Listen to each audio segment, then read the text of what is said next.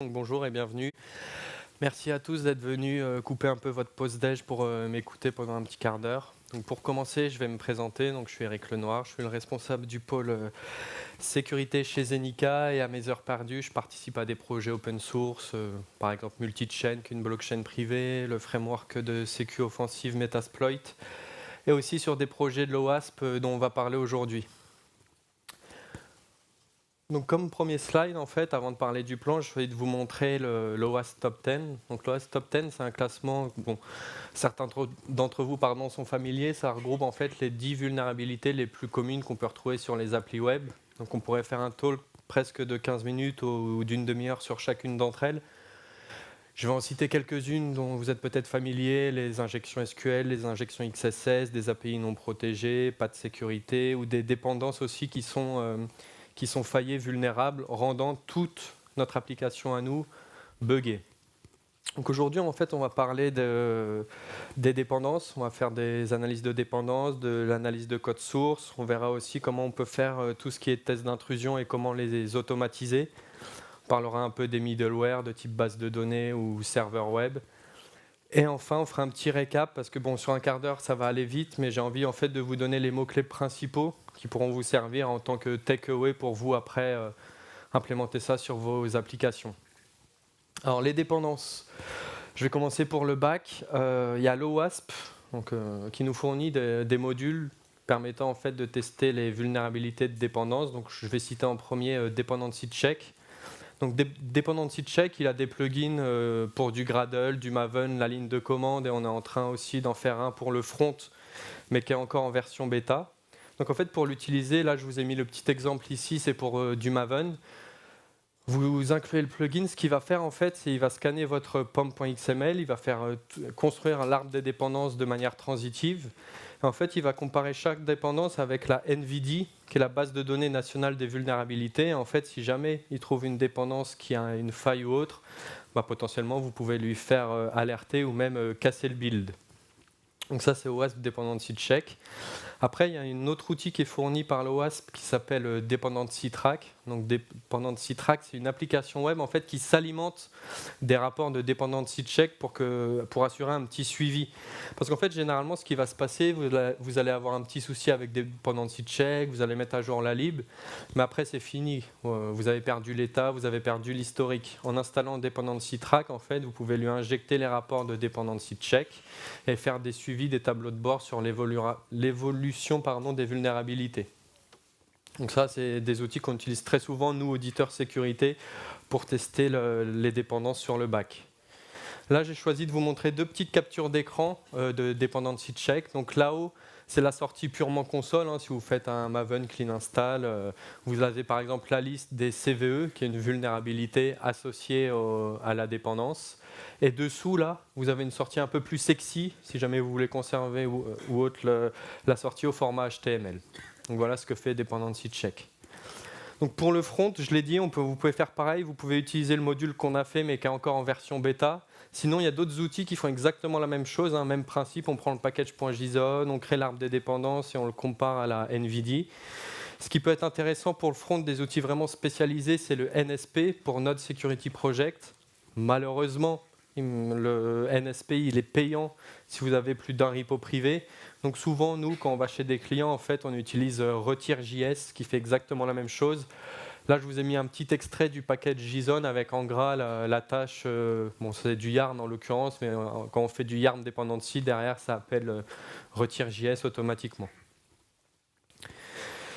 J'ai choisi de rajouter ce slide dernièrement parce qu'on m'avait demandé, toutes les questions d'image, oui pour Docker c'est un peu la même chose parce que là bon, on a vu sur du back, sur du front les dépendances mais souvent on a tendance à les embarquer dans du Docker et on a des outils qui permettent aussi de scanner un peu les images et voir si sur les images qu'on utilise on n'a pas de vulnérabilité connue.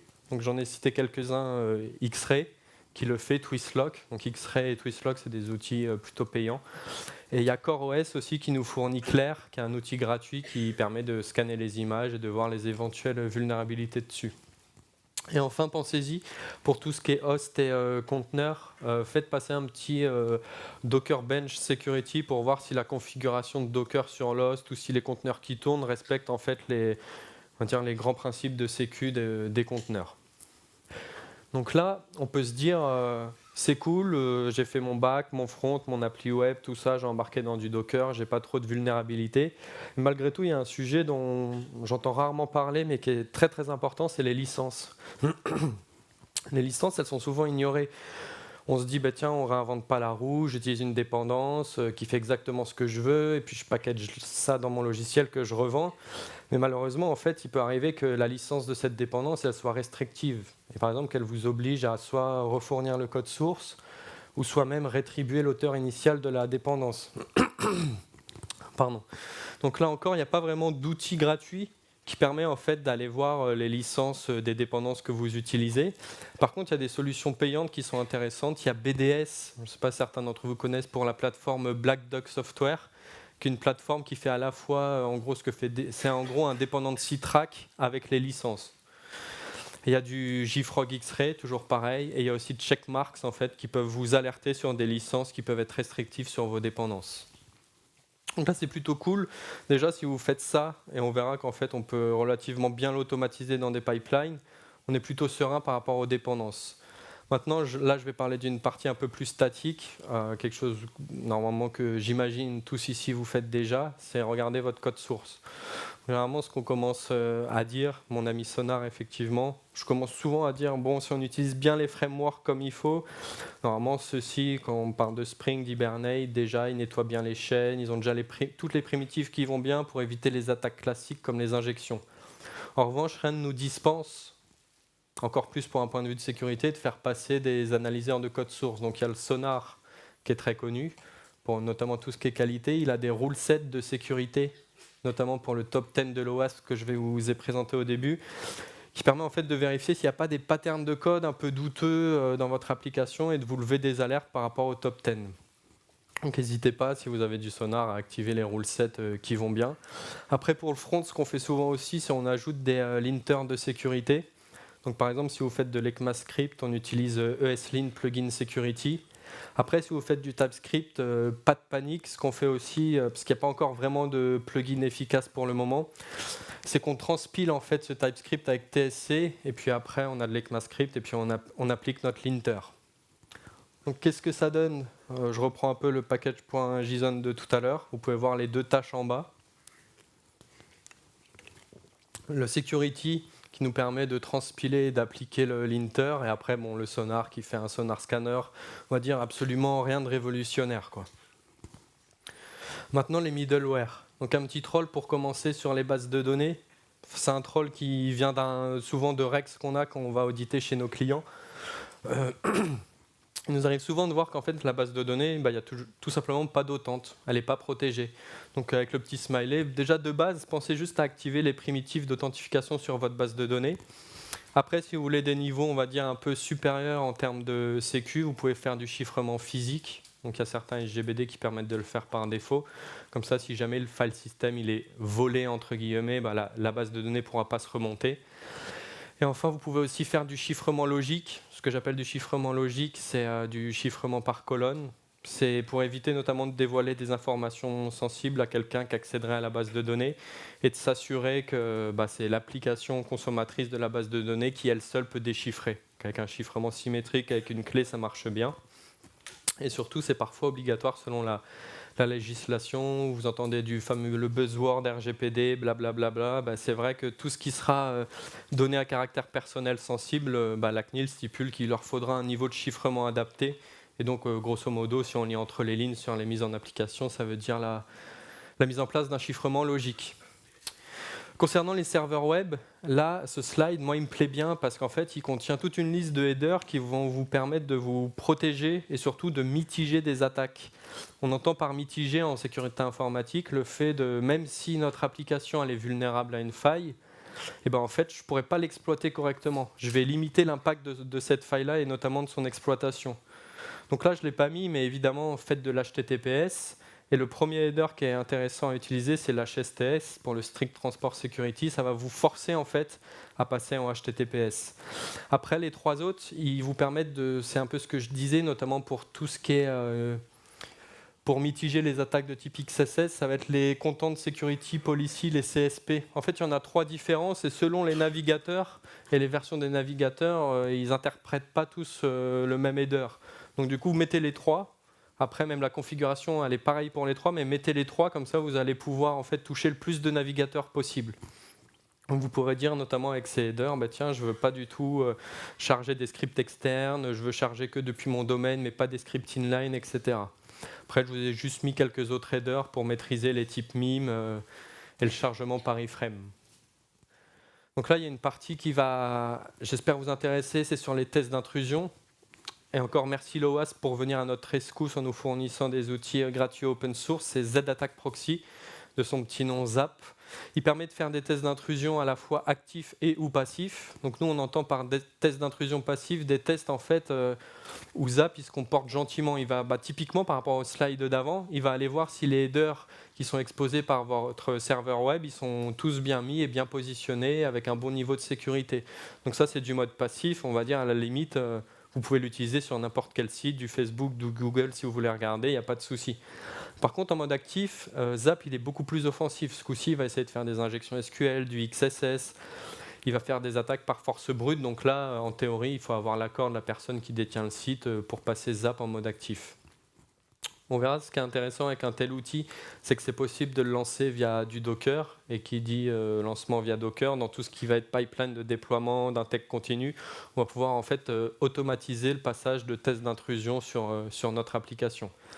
Évidemment, là, ça peut paraître je vends un peu ZAP, mais si dans votre contexte client, vous avez déjà d'autres outils du style Fortify, bah, utilisez-les. Hein. Je ne dis pas que ZAP, c'est la réponse à tous vos mots. Si vous avez déjà des outils qui font ça, bah, juste scriptez-les pour les mettre dans vos pipelines de déploiement.